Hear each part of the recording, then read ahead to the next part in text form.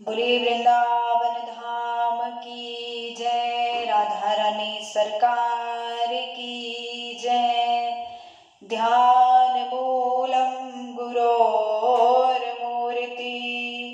पूजा मूलम गुरोपदम, मंत्र मूलम गुरोर्वाक्यम, मोक्ष मूलम गुरो कृपा।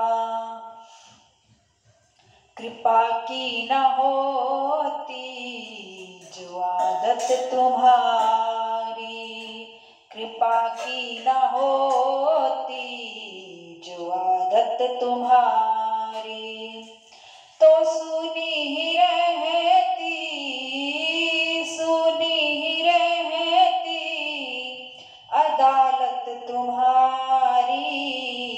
कृपा की न होती जो आदत तुम्हारी।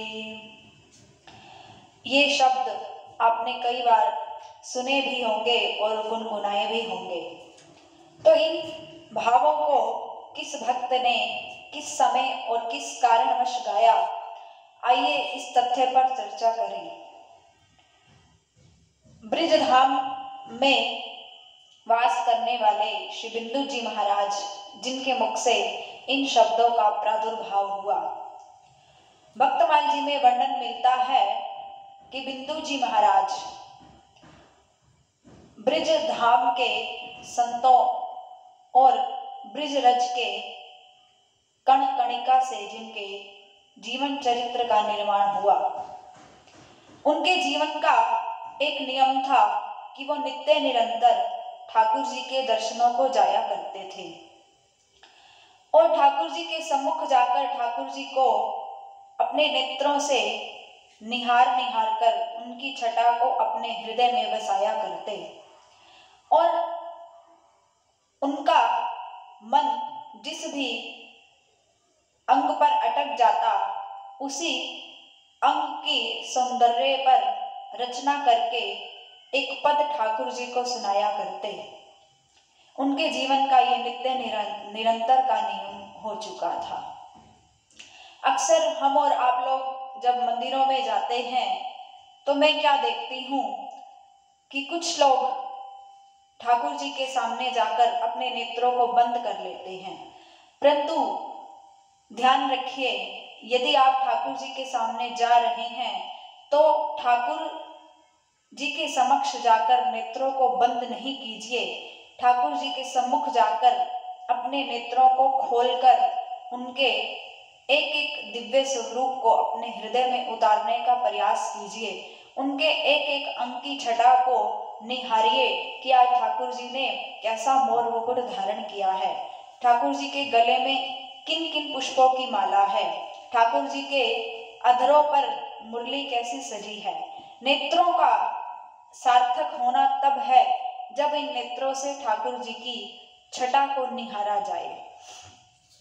तो बिंदु जी महाराज भी नित्य निरंतर इस छटा को निहारते और पद रचकर ठाकुर जी को सुनाया करते थे, परंतु समय ने करवट ली। वृद्धावस्था के कारण अब उनका नित्य निरंतर मंदिर में जाना बंद हो गया। काफी समय हो गया, आज उनके मन में दर्शनों के लिए बहुत ही छटपटी जाग उठी।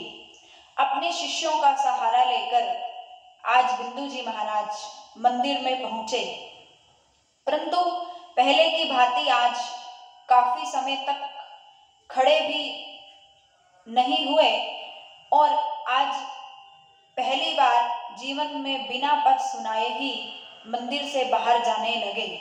जैसे ही मंदिर के बाहर अपना कदम रखा, तब पीछे से इतनी सुंदर और मधुर आवाज आई।